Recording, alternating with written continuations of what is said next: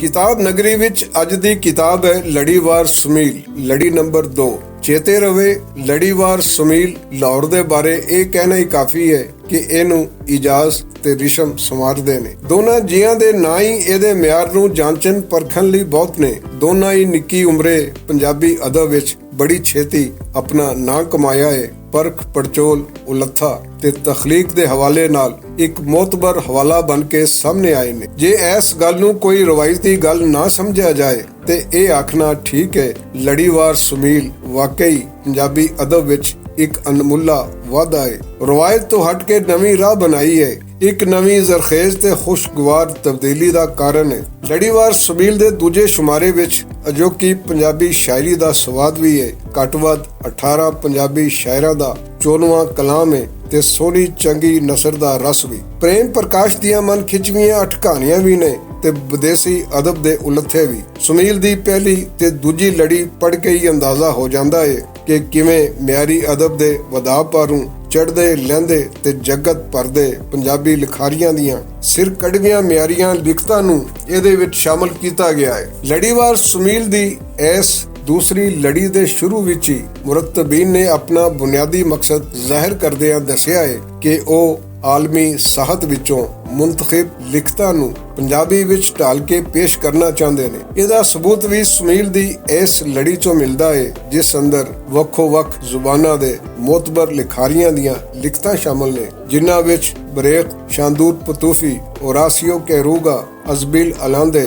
बदरियाल बशर, VS Naipal ते Yuval नू हरारवी दा नां शामिल है। सुमील छापण दा दूजा वड्डा मकसद दस्सिया गया है सांझ, जो कि चढ़दे लैंदे पंजाब विच घट हुंदी जा रही है। दोनों पंजाबां विच जो ताल्लुक है ओनू लिसानी वंड मुका चुकी है। पंजाबी प्यारे जिन्नियां मर्जी बड़का मारी जान, सब जुबानी कलामी है, जमीनी हकायक कुछ होर ने। वंड दे बाद पिछले 75 सालां विच वेले दे पुलां हेठों बड़ा पानी लंघ चुकिया है। इस वेले लैंदे पंजाब दी आबादी लगभग 13 करोड़ तो वध है ते इस आबादी दा 1% भी गुरमुखी नहीं जानदा। एहो हाल चढ़दे पंजाब दा है ते ये वाकई हकीकत है शाहमुखी ते गुरमुखी दी वंड पारू जो पंजाब दा सांझा सदियां पुराना इलमीओ अदबी विरसा है। उस तो पंजाब दी अजोकी पीढ़ी वाकिफ नहीं, ओदी कोई नेड़ता इस विरसे दे नाल नहीं। अलमिया ये भी है लफाजी हो रहे ते लफजाली दे वखरापे ने पाड़ नू मेलन दी थां होर वधा दिता है। चढ़दे पंजाब विच हिंदी ते संस्कृत दे हदों वधे लफ्जां पालू नवी छड़ पुरानी नस्ल नू भी चढ़दे पंजाब दी पंजाबी मसा मर के अध पचदी ही समझ आंदी है। एहो हाल है लैंदे पंजाब दा, जिस दी पंजाबी विच अरबी फारसी लफ्जां दी परमार है, जो चढ़दे पंजाब दी अजोकी नस्ल दी समझ तो बाहर है।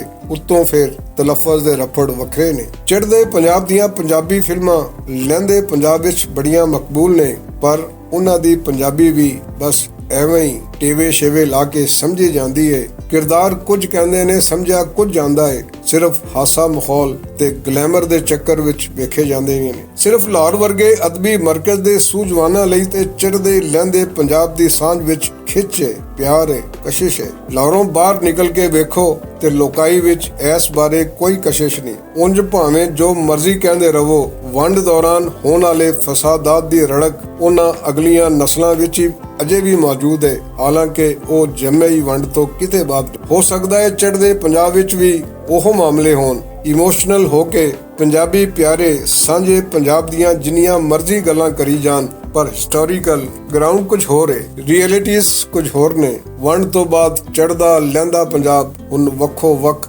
हकीकतां ने वखरियां इकाइयां विच ढल चुके ने। रस्मुल खत ते लफजाली दे मामले ने भी दूरी होर वधा दिती है। सिर्फ पंजाबी बोलन दी सांझ ही बाकी रह गई है। बाकी तालमेल सुर कलाम ते मसलहत दे ताबे ने। बजाय किसी एडवेंचर इज़म दे तारीख दे जदलियाती अमल नू समझण दी लोड़ है। दीन धर्म तो उता उठ के वेखण दी जरूरत नू दोनों पासे ही नहीं वेखदे। पंजाबी प्यारियां नू हकीकत विच रह के सच्चाइयां नाल टुरन दी लोड़ है। आई डोंट थिंक सो कि दोनों पंजाब कदी हद्दां सरहदां दी लीक मिटा के एक भी हो सकते ने।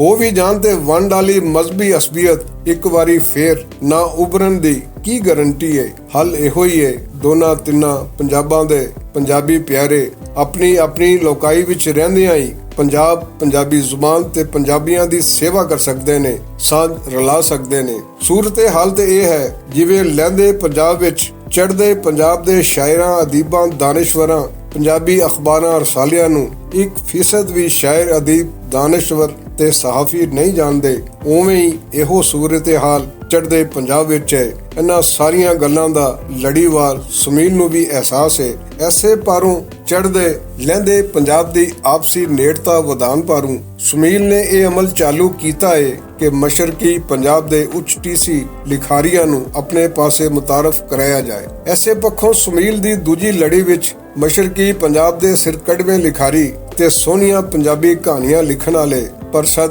ਕਹਾਣੀਕਾਰ ਪ੍ਰੇਮ ਪ੍ਰਕਾਸ਼ ਦੀਆਂ 8 ਕਹਾਣੀਆਂ ਦਾ ਉਲੱਥਾ ਛਾਪਿਆ ਹੈ। ਇਹ ਕਹਾਣੀਆਂ ਕਿਤਾਬੀ ਸੂਰਤ ਵਿੱਚ ਅਲੱਗ ਤੋਂ ਵੀ ਛਾਪੇ ਚੜੀਆਂ ਨੇ, ਜਿਸ ਵਿੱਚ 9 ਕਹਾਣੀਆਂ ਸ਼ਾਮਲ ਨੇ। ਲੜੀਵਾਰ ਸੁਮੀਲ ਦਾ ਇਹ ਅਮਲ ਸਲਾਹਣਯੋਗ ਹੈ ਕਿ ਜੋ ਕਿ ਮਦੀਰ ਨੇ ਦੂਜੀ ਲੜੀ ਵਿੱਚ ਬਿਆਨਿਆ ਹੈ, ਉਸ ਮੁਤਾਬਕ ਪੰਜਾਬੀ ਜ਼ੁਬਾਨ ਤੇ ਅਦਬ ਵਿੱਚ ਮਿਆਰੀ ਖੋਜ ਪਰਖ ਦੀ ਘਾਟ ਸ਼ੁਰੂ ਤੋਂ ਚੌਕੀ ਮਹਿਸੂਸ ਕੀਤੀ ਜਾਂਦੀ ਹੈ। ਸ਼ਾਇਦ ਐਸੇ ਪਾਰੋਂ ਸਾਡੇ ਪਾਸੇ ਸਾਇੰਸ, ਫਲਸਫਾ, ਸੋਸ਼ਲ ਸਟੱਡੀਜ਼ ਤੇ ਆਰਟ ਦੇ ਵੱਖੋ ਵੱਖ ਸ਼ੋਬਿਆਂ ਮਸਲਨ ਫਿਲਮ, ਡਰਾਮਾ, ਮੁਸਵਰੀ ਬਾਰੇ ਪੰਜਾਬੀ ਵਿੱਚ ਉਹਨਾਂ ਤਹਿਕੀਕੀ ਤੇ ਤਨਕੀਦੀ ਕੰਮ ਨਜ਼ਰ ਨਹੀਂ ਆਉਂਦਾ ਜਿਨ੍ਹਾਂ ਇਸ ਦੀਆਂ ਸਮਕਾਲੀ ਜ਼ੁਬਾਨਾਂ ਵਿੱਚ ਵੇਖਣ ਚਾਖਣ ਨੂੰ ਲੱਭਦਾ ਹੈ। ਸਾਡੇ ਜ਼ਿਆਦਾਤਰ ਖੋਜੀ ਸਿਰਫ ਨਿਸਾਬੀ ਲੋੜਾਂ ਥੋੜਾਂ ਨੂੰ ਮੁੱਖ ਰੱਖ ਕੇ ਹੀ ਲਿਖਦੇ ਨੇ। ਲੜੀਵਾਰ ਸੁਮੀਲ ਦੇ ਮਦੀਰ ਦੀ ਇਸ ਗੱਲ ਚੋਂ ਇੱਕ ਗੱਲ ਹੋਰ ਵੀ ਸਿਮਦੀ ਹੈ, ਉਹ ਇਹ ਹੈ ਕਿ ਪੰਜਾਬੀ ਜ਼ੁਬਾਨ ਵਿੱਚ ਲਿਖਣ ਵਾਲੇ ਲੈਕਚਰਾਰਾਂ, ਪ੍ਰੋਫੈਸਰਾਂ ਤੇ ਡਾਕਟਰਾਂ ਨੇ